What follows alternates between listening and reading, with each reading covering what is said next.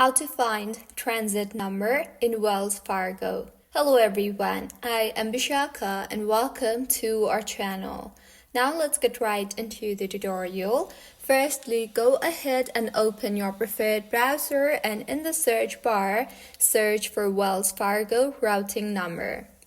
In the interface that you will be led to, tap on the option that says Routing Numbers and Account Numbers.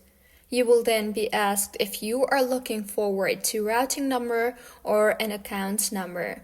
So, since we are looking forward to the routing number, tap on the routing number radio button. Further, you will be asked if you will be using this information to receive a wire transfer. Tap on yes or no accordingly, and further select the source of incoming wire transfer. You will then be shown with your routing number.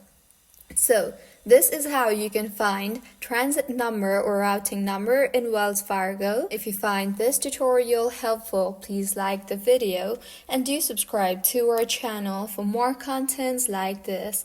Thank you for staying with us until the end.